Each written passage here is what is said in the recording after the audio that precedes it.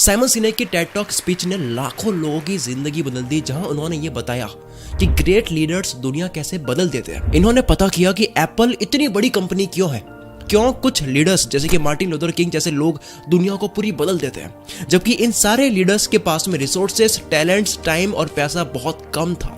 Simon सिनेक ने अपने speech में सर्कल बनाया और कहा कि ये गोल्डन सर्कल है जिसमें वाई, हाउ और व्हाट है। लोगों को अपना व्हाट और हाउ तो क्लियर है कि वो क्या कर रहे हैं और कैसे कर रहे हैं, वो तो क्लियर है, लेकिन वाई पता नहीं है कि वो क्यों कर रहे हैं। एप्पल को अपना वाई पता था कि वो इसलिए कंप्यूटर बनाना चाहते हैं ताकि वो दुनिया बदल सके, लोगों को ऐसा कंप्यूटर दे सके जो अब तक उन्होंने सोचा नहीं होगा। जॉब्स मूवी में एक सीन है जिसमें स्टीव जॉब्स कहते हैं कि मैंने एप्पल कंपनी ही इसलिए शुरू की है ताकि इसके बाद आप पुराने कंप्यूटर के सामने देखो भी ना। You will never look at computers the same way again. वाई क्लियर था। अगर एप्पल को अपना वाई क्लियर नहीं होता तो वो ऐसा कहते कि हम बहुत अच्छे कंप्यूटर बनाते हैं जिससे आप काम कर सकते हो, आसान है और यूजर फ्रेंडली है, तो एप्पल कंपनी दुनिया बदल देने वाली कंपनी नहीं बन पाती। लोग क्या करते हैं वो नहीं, आप क्यों करते हो वो खरीदते हैं। जॉब्स ने अपनी जिंदगी में हर प्रेजेंटेशन दुनिया बदल देने वाले एटीट्यूड के साथ में दी है। वो कोई भी प्रोडक्ट लेकर के आते हैं दुनिया बदल देने वाले एटीट्यूड के साथ में आते हैं। हमारे दिमाग के एक साइड को मैथ्स, नंबर्स और एनालिटिक्स समझ आते हैं और दूसरे साइड को इमोशंस, फीलिंग्स, ट्रस्ट और लॉयल्टी समझ आती है। हम डिसीजन इमोशन वाले ब्रेन से लेते हैं कि किस कंपनी या इंसान पर ट्रस्ट करना है।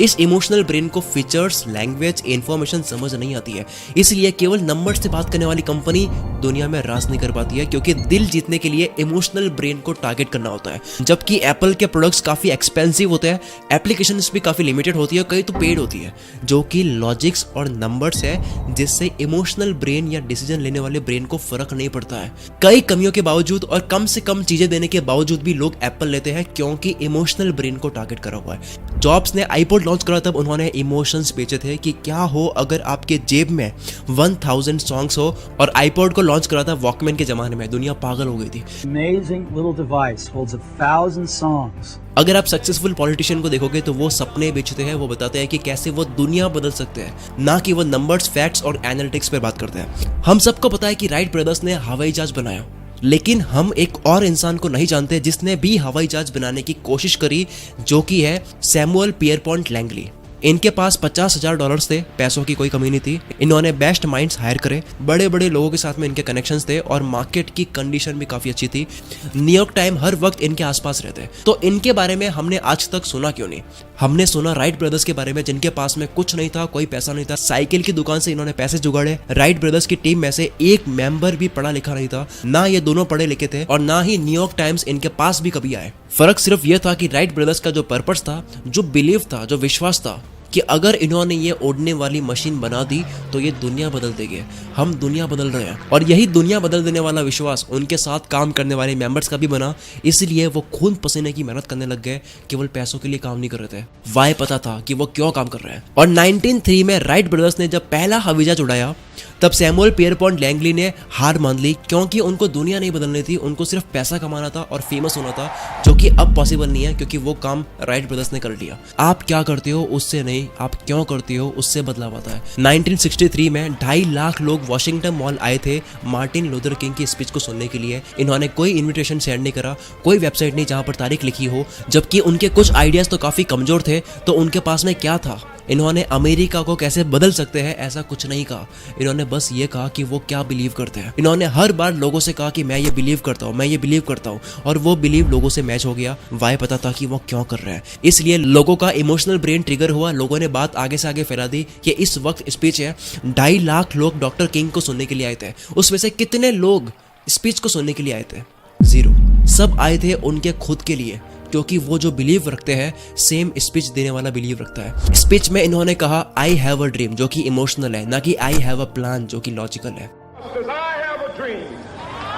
ये थी साइमन सिनेक की टेड टॉक स्पीच, जहां इन्होंने बताया how great leaders inspire action. अब दूसरी टेड टॉक स्पीच है जोश कॉफमैन की, टाइटल है the first 20 hours how to learn anything, यानी कि 20 घंटे में दुनिया की कोई भी स्किल कैसे सीखे। जॉश कॉफमैन के पास में बिल्कुल टाइम नहीं होता फैमिली और काम के बाद। इतने बिजी होने के बावजूद इनको हर बार कुछ नया सीखने का शौक था, तो इन्होंने पता करने की कोशिश करी कि कोई भी नई स्किल को सीखने में कितना वक्त लगता है। तो मिला कि किसी भी स्किल को सीखने में आपको 10,000 घंटे लगते हैं। कॉफमैन ने ऑलमोस्ट हार मान ली कि वो किसी भी चीज को सीख ही नहीं पाएंगे, क्योंकि 10,000 घंटे का मतलब होता है 5 साल के लिए बिना एक भी दिन मिस करे रोज 5.5 घंटे देने। कॉफमैन ने 10,000 घंटे की वजह को पता की और पाया कि के एंड्रेस एरिक्सन इस रूल के ओरिजिनेटर है, पर इन्होंने 10,000 घंटे बोले हैं किसी बहुत एक्सपर्ट लेवल परफॉर्मेंस को पाने के लिए, जैसे कि वर्ल्ड के professional athletes, world class musician, chess grandmaster, जहां पर अल्ट्रा लेवल का कंपटीशन होता है जिसमें वर्ल्ड के टॉप प्लेयर्स के साथ में खेलने लायक बनना होता है, तब आपको 10,000 घंटे की प्रैक्टिस करने की जरूरत होती है। अब हुआ यह कि 2007 में एक book I outliers the story of success, जिसमें मैल्कम ग्लैडवेल ने इसी 10,000 घंटे की रूल की बात करी, जिसके बाद में दुनिया भर में बस यही बात होने लग गई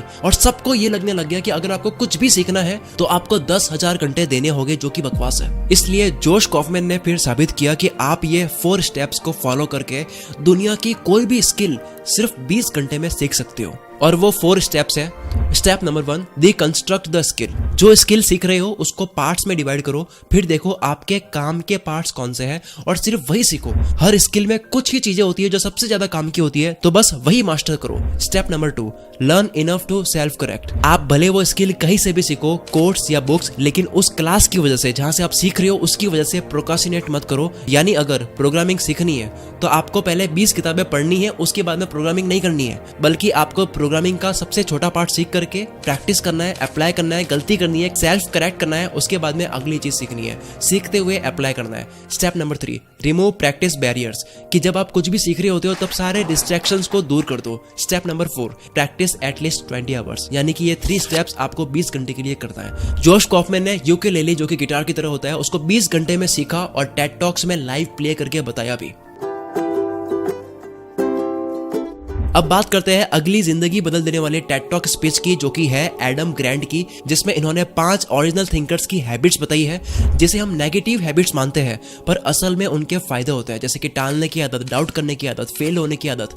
ये आदतें इन्होंने सही बताई है। तो नंबर 1 है प्रोक्रास्टिनेशन, यानी कि टालने की आदत। प्रोडक्टिविटी या मेहनत में टालने की आदत गलत है, पर जब बात आती है क्रिएटिविटी की तब टालने की आदत सही है। लियोनार्डो दा विंसी इतना टालते थे कि इन्होंने मोनालिसा की पेंटिंग में 16 साल लगा दिए थे। The adoration of the Maggi और जेरोम इन द विल्डरनेस की पेंटिंग को इतना टाला कि इन्होंने कभी फिनिश ही नहीं करा। लंदन नेशनल गैलरी में the virgin of the rocks painting को बनाने में 13 साल लगा दिए। और उनका घुड़सवार का ये प्रोजेक्ट था जो इतना टाला कि बन ही नहीं पाया। मार्टिन लूथर किंग जूनियर ने अपनी स्पीच को लिखने में इतना टाला कि इनको जब स्पीच देनी थी उसके अगली रात 3 बजे ये स्पीच की तैयारी कर रहे थे। यहाँ तक कि स्टेज पर आने की बारी का इंतजार करते वक्त भी ऑडियंस के बीच बैठकर स्क्रिप्ट को एडिट करते रहे।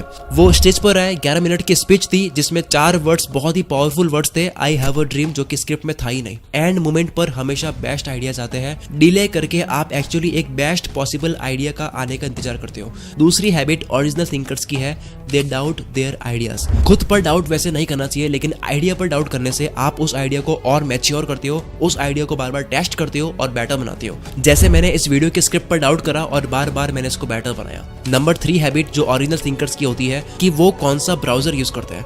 आप कौन सा ब्राउजर यूज करते हो उससे आपकी पर्सनालिटी पता लगती है, ऐसा रिसर्च कहती है।